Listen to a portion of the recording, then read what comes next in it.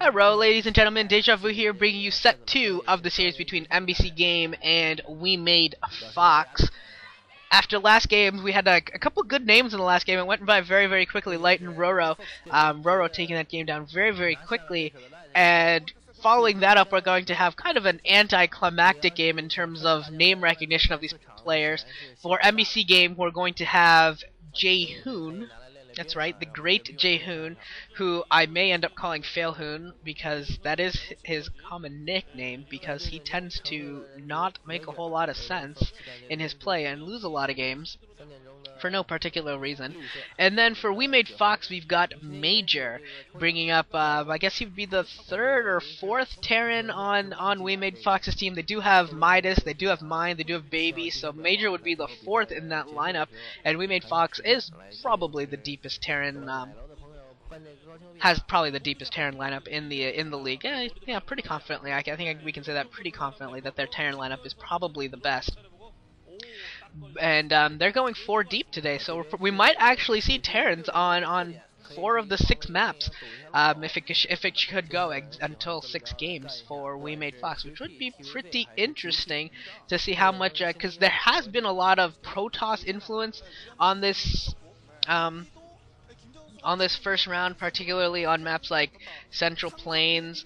That has been basically a PvP realm, and Aztec has had a lot of Protosses play on it as well, so we'll see how a team like WeMadeFox handles it with their heavy Terran lineup. And for the first, at the beginning of this, we're gonna have basically normal openings. I don't think that's a full wall in. I think that probe can get through if it no. Okay, looks like it is a wall in for Major. And then Failhoon is throwing up his assimilator, playing very, very standard, not doing the 12 next or anything like that, which actually is pretty sweet. 12 next is just an awesome build, and if your opponent's going to turtle like this, well, not turtle, but going to wall off like this, you can really get away with the 12 next. It is a 4-player map. This is Fortress, so that would have been pretty cool, but he's choosing not to do that. And 2 SCVs being used here by Major, but not making a whole lot of sense. I wonder if the first one, I couldn't tell if he was microing it or if he had like clicked back into his base and he couldn't get through. It was very, very odd actually, because you'd think that it would have tried to engage the probe or something, but it was like darting back and forth, not really making a whole lot of sense. But Major is sending out both SCVs to go scout, and is going to find Jaehoon very, very quickly. They're all like so interchangeable. Once you get into this realm of Protosses, Jaehoon, Tempest, Perfect Man, all these Lucifer, all these average, super average to below average Protosses, they're all interchangeable. You never really know what to expect. You expect Jaehoon to mess up some recalls, which could actually happen this game. It is PvT, so there is definitely a chance that Jaehoon could do his patented failure recall. He's got a lot of those actually. It's actually pretty impressive just how many times he's missed a recall for no particular reason, or tried to recall over a cliff, or recall like 2 inches because he like patrolled his arbiter into someone's base and then came back over and recalled his units like 3 feet and not into the base. So yeah, he's got some pretty failed recalls, and canceled the cybernetics core spinning, so he's gonna go with the DT here. DT opening, gonna try and catch Major by surprise, and Major with that first Vulture is going to be able to micro and take down this probe and Zealot if he wants, and if he wants to go and get a scout in, he'll be able to do it very, very easily. There's 1 Dragoon now that can try and block. That's probably not going to be enough. I don't think that Vulture took any hits, so he should be okay to try and get a scout in if he wants, but it looks, I don't know where that Vulture is going. I have no idea where that Vulture is going. A Zealot and a Dragoon attacking the front here. Gonna try and bust it down before a tank comes, but there is that Marine, and now that range has not been upgraded on that Dragoon, it really doesn't have the advantage on the Marine that you'd maybe want. It looks like we're going to have a DT drop here with the robotics facility building as well. And this vulture really is not making any sense at all in any way, shape, or form to me. So I'm just going to pretend like it doesn't exist because Major's basically making its existence pointless. And it looks like Major for his front is going to repair the supply depot while repairing the SCV that's being hammered as he gets this command center up behind as well. He does finally get a tank out, so he's going to get a... so he's probably going to be able to get the expand pretty easily. And finally this vulture going to do something useful, but he really could have gotten a scout out. I don't know if he's going to get a scout out now, but he could have bypassed a single Dragoon and seen what was coming his way. He should know that there is a DT drop coming his way, but because he didn't use his vulture and just set it out in the middle of nowhere for no particular reason, he doesn't. He has no idea. So this could be pretty dangerous for him. He is getting an engineering bay up in time, up now. We'll see if the turrets are in time once the DTs and the dropship get produced and he brings them into play. It will be pretty close. I think he might get it up in time, but I mean, he really should have been more prepared for this just by scouting at that vulture in an intelligible fashion. It looks like he does have his siege completed, so this is a very, very, very standard siege expand, and siege expand should be very, very safe to most types of harassment. Standard harassment, I mean, obviously with speed shuttles and reavers, who knows, something could always happen, but for the most part siege expand is a very, very safe expansion method. And turrets are coming up as we speak, as this shuttle is coming down here, dropping off a couple of DTs. He's gonna have to go and try and take down that turret, stop it from coming up, and it looks like that's exactly what he's gonna do. And the other DT wandering out somewhere else, not really sure, but that first missile turret is gonna go down, and it looks like he's gonna go take down the second missile turret with that DT. So this is a pretty effective drop already, doing some good work here with these DTs. Obviously no academy, no scanner yet, so what he's gonna have to do is he's gonna have to produce a turret and kind of try and glitch the DTs, try and use these oh, it looks like he does have one in the south, so these DTs do have some limited effectiveness, but I mean, to take care of the rest of that part of the base until he gets spider mines or scan or something, you're gonna have to build a turret and then how to glitch the DTs out, which obviously is going to be pretty difficult. And here he comes with an attack on the front. He's going to take down this missile turret very, very quickly, and the natural is going to fall, and he cannot beat the barracks from closing again, so those DTs are going to have to stay outside. But he does stop this second expansion from coming up, or the second base from coming up, so Jaehoon in a pretty good spot here, picking up his DTs again in that one shuttle. So he could try and use this as like a pseudo bulldog, drop the DTs right on top of the siege tank, which would be very, very cool if he did that, but it looks like, I don't know what he's doing.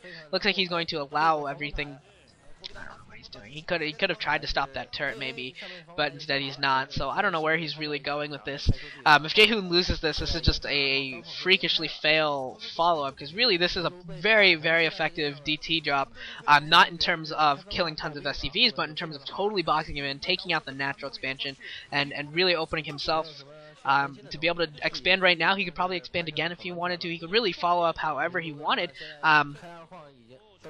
It's basically free game for him, but yeah, I think that would have been pretty cool for him to drop right on top of the siege tanks with his DTs, and then follow that up, bringing in the Dragoons and stuff from the front, and try and break it down. But it looks like instead he's just going to use this to try to expand until the ComSat station comes up. He can stop Major pretty easily from being able to expand himself. So that's the situation that we're at right now. Looks like we're getting a Dragoon build up here, and probably we'll see a Stargate, yeah, there it is, and an Arbiter Tribunal come up as well. So we'll see this follow up into Arbiter play. And anytime you have a DT opening, it just makes sense to go straight into Arbiters, whether it's 2 base or 3 base. I mean, obviously,